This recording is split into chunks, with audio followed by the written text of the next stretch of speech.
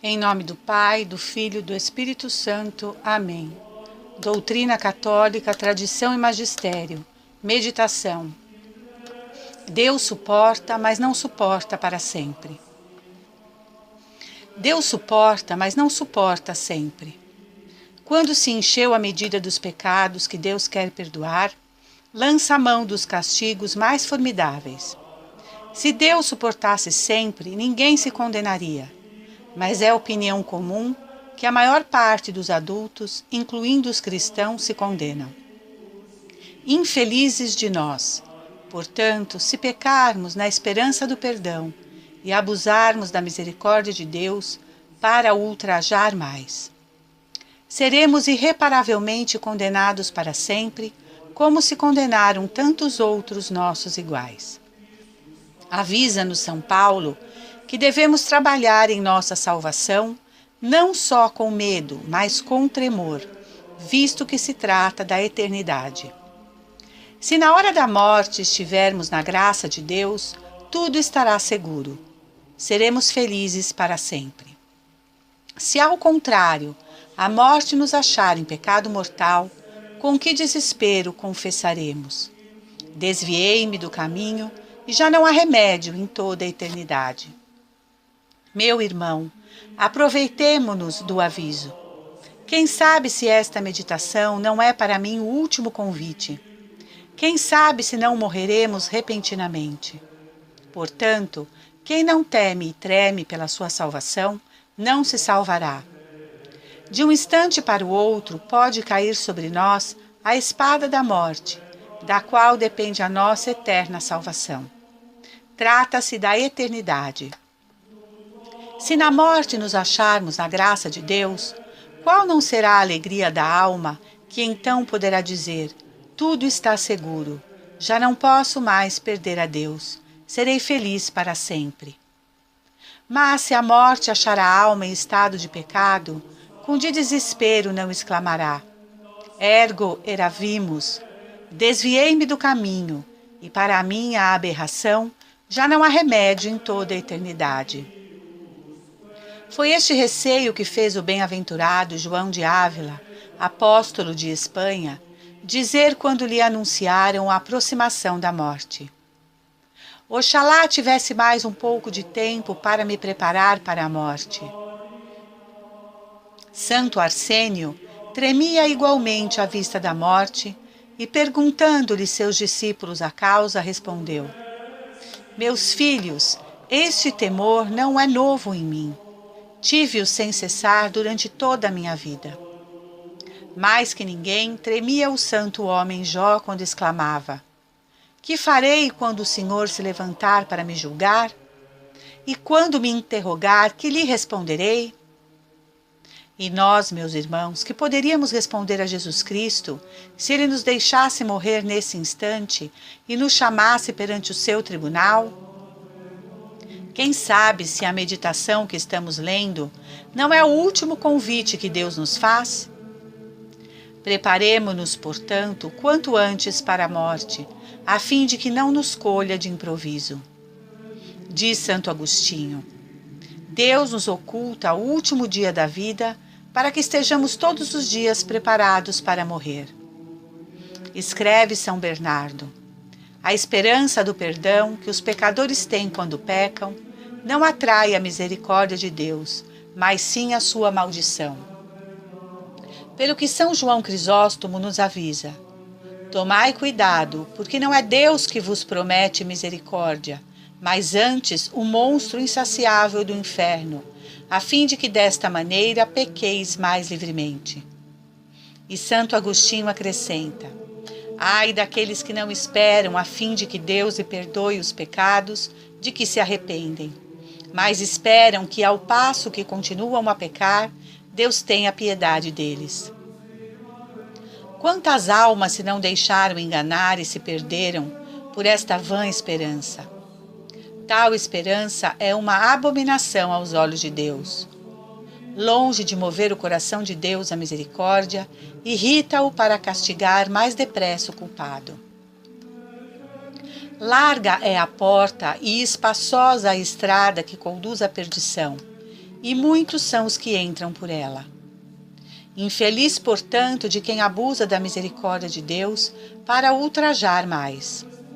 Perder-se-á irreparavelmente para todo sempre. Meus irmãos, escreve São Paulo, não vos enganeis, de Deus não se zomba. Aquilo que o homem semear, isso colherá. O que semeia pecados não tem a esperar senão os castigos do inferno. Seria zombar de Deus o querer continuar a ofendê-lo e depois desejar o paraíso. Não é preciso que neste mundo sejamos cumulados de dignidades, que tenhamos riquezas, boa saúde, gozo terrestre. É necessário tão somente que nos salvemos. Não há meio termo. Se não nos salvarmos, seremos condenados. Estaremos ou sempre felizes no céu, ou sempre infelizes no inferno. Por isso avisa-nos o Senhor, que amontoemos tesouros, já não neste mundo, mas no céu, onde a ferrugem e os vermes não os consomem, nem os desterram e roubam os ladrões. Depois desta breve vida, seremos ou para sempre felizes no paraíso, ou para sempre desgraçados no inferno. Quantos mundanos que outrora gozaram abundância de riquezas e honras, foram elevados às mais altas dignidades, quiçá a tronos, estão agora no inferno. Ali todas as prosperidades gozadas desse mundo só lhes servem para sua maior dor e desesperação. Eis o que nos avisa o Senhor. Não queirais ajuntar tesouros na terra, mas ajuntai para vós tesouros no céu, onde não os consomem a ferrugem e os vermes, e onde os ladrões não os desterram nem roubam.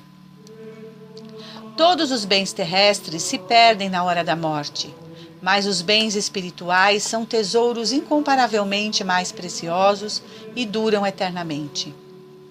Deus manifestou-nos a vontade de que todos sejam salvos, e a todos dá o auxílio para se salvarem. Quem se perder, perder-se-á por culpa própria. Que dor não causa neste mundo a perda de um objeto de valor, de um diamante, de um relógio, de uma bolsa com dinheiro, mormente quando a perda se deu por descuido próprio? A lembrança da perda faz perder o apetite e o sono, posto que haja esperança de remediá-la de outra maneira. Qual não será então o tormento do réprobo ao lembrar-se que por sua culpa própria perdeu o seu Deus e o paraíso, sem esperança de poder ainda possuí-los? Mas como é que este tão importante negócio é tão descuidado da maior parte dos homens? É este, portanto, o negócio, entre todos os negócios, o único importante, o único necessário: servir a Deus e salvar a alma. Portanto, meu irmão, não digas mais: por enquanto quero viver para minhas satisfações, mais tarde me darei a Deus e assim espero salvar-me.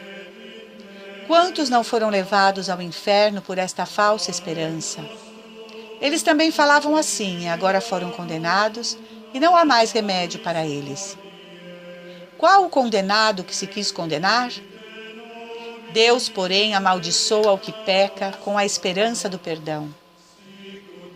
Tu dizes: quero cometer este pecado e depois o confessarei. Mas quem sabe se haverá tempo? Quem te garante que não hás de morrer logo depois do pecado? Tu perdes a graça de Deus, e que será se não a puderes mais adquirir? Deus usa de misericórdia com aquele que o teme, não com aquele que o despreza. Não digas mais: com igual facilidade confesso 2 pecados, assim como confesso 3.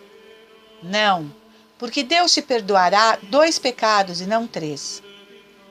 Deus suporta, mas não suporta sempre. Repara bem no que estás lendo, no que estás ouvindo. Abandona a vida de pecado e consagra-te a Deus.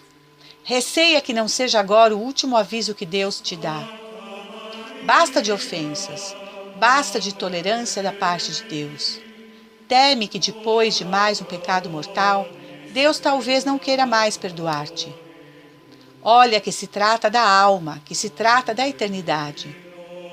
Este grande pensamento da eternidade, a quantos não fez desapegar-se do mundo, a quantos não fez irem viver num claustro, num deserto ou numa gruta? Considera que o negócio da salvação eterna é o mais importante, mas o mais descuidado. Pensa-se em todas as coisas, exceto na salvação. Há tempo para tudo, exceto para Deus. Responde: tenho filhos, tenho sobrinhos, tenho propriedades, tenho negócios a tratar. Ó céus, e não tens uma alma? Pois então, chama tuas riquezas, chama teus filhos ou sobrinhos, para virem em teu auxílio na hora da morte e te livrarem do inferno, se vieres a condenar-te. Não imagines que possas fazer ir de acordo Deus e o mundo, o céu e os pecados. A salvação não é um negócio que se possa tratar por alto. Mister é que te faças violência, mister é que empenhes todas as tuas forças, se quiseres ganhar a coroa imortal. Quantos cristãos se iludiram com a ideia de que mais tarde serviriam a Deus e se salvariam, e agora estão no inferno? Que loucura! Pensar sempre no que passa tão breve e pensar tão pouco no que nunca terá fim. Muitos fazem até tudo para perderem a alma, e a maior parte dos cristãos vivem como se as verdades eternas fossem outras tantas fábulas. Nós, ao menos, não sejamos tão insensatos e pensemos seriamente de que nada nos servirá ganharmos o mundo inteiro se depois viéssemos a perder nossa alma. Perdida a alma, está tudo perdido, e para sempre. Louvado seja nosso Senhor Jesus Cristo, salve Maria, viva Cristo Rei. Senhor, dai-nos a fortaleza dos mártires. Em nome do Pai, do Filho e do Espírito Santo. Amém.